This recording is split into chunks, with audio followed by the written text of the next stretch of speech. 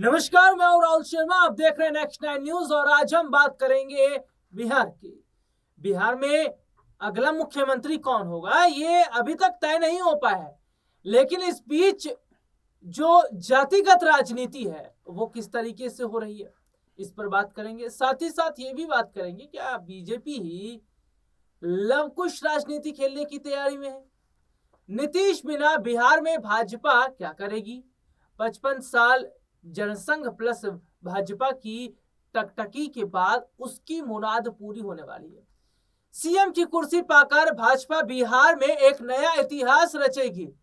जब ऐसी ऐतिहासिक घटना होगी तो उसका क्या असर पड़ेगा। वैसे भाजपा इस स्वर्णिम मौके को अपने भविष्य के लिए निवेश करेगी। जैसे ही भाजपा का मुख्यमंत्री शासन संभालेगा, सबसे पहले जातीय समीकरण को दुरुस्त करने पर जोर दिया जाएगा।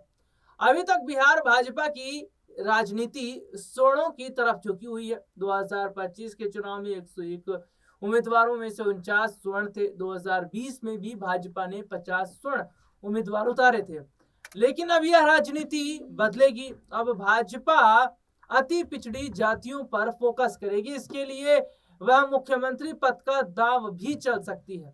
अगर भाजपा का कोई अति पिछड़ा नेता मुख्यमंत्री बनता है तो वह इस बात को भुना सकती है कि कर्पूरी ठाकुर के बाद उसने ही इस वर्ग को सामान्य किया। बिहार में अब अति पिछड़ों को लुभाने के लिए नरेंद्र मोदी का चेहरा भी आगे किया जाएगा। नरेंद्र मोदी की छवि विकास पुरुष की तो है ही, अब उनके नाम का बिहार में जातीय समीकरण को मजबूत बनाने के लिए भी किया जाएगा। बिहार के चुनाव में जाति ही परम सत्य है। विकास के काम को गिनकर केवल भाषण अच्छा दिया जा सकता है।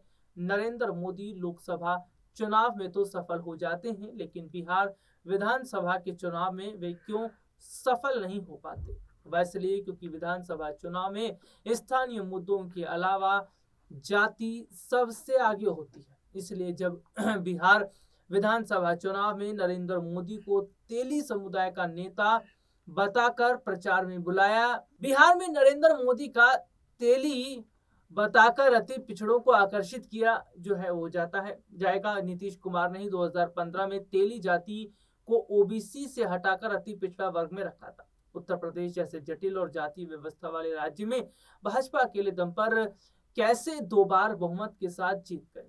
यह असंभव को संभव कर दिखाने जैसा है। यह चमत्कार मुमकिन हुआ गैर यादव जातियों, खासकर अति पिछड़ी जातियों के समर्थन के कारण। उत्तर प्रदेश में अब अति पिछड़ी जातियां भाजपा के समर्थन में वोट करती हैं। भाजपा यही कामयाबी अब बिहार में दोहराना चाहती है, लेकिन बाहर में जब भाजपा अति पिछड़ी जातियों को अपने पाले में करने की कोशिश करेगी तो उसका पहला टकराव जदयू के साथ इसी मुद्दे पर होगा। बिहार में नीतीश कुमार की राजनीति 2 मजबूत स्तंभों पर टिकी है। पहला अति पिछड़ा वर्ग और दूसरा महिला वर्ग। अति पिछड़ा वर्ग का समर्थन जदयू के लिए जीवन मरण की तरह है।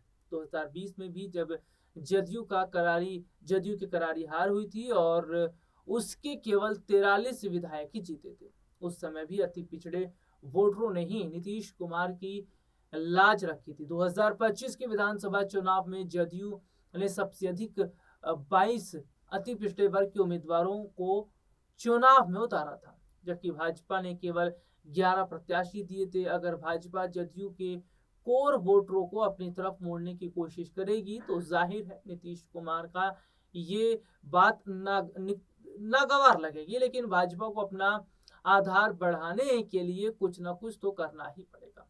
अगर भविष्य में अकेले सत्ता हासिल करना है तो भाजपा को अपने मौजूदा समीकरण से आगे बढ़ना होगा। इसलिए भविष्य में भाजपा और जदयू के बीच हितों का टकराव हो सकता है, क्योंकि चुनावी राजनीति में अति पिछड़ा वर्ग सबसे मजबूत संख्या बल है। इसीलिए सभी दलों की निगाहें यहाँ टिकी रहती है। जब नीतीश कुमार बिहार से बाहर रहेंगे तो भाजपा की भी निगाह इसी वोट बैंक पर रहेगी।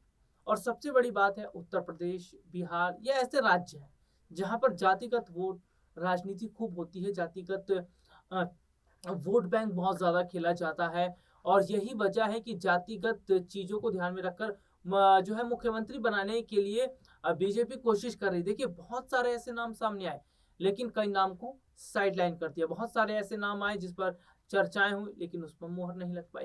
तो बीजेपी क्या करती है ना, वो आप सोच भी नहीं सकते। ये पार्टी के इनके लोग नहीं सोच सकते हैं, क्योंकि पार्टी आलाकमान जब नितिन नवीन को बिहार से उठाकर बीजेपी का राष्ट्रीय अध्यक्ष बना देती है और उसके बाद में नीतीश को राज्यसभा जब भेज दिया जाता है, तो कुछ भी हो सकता है।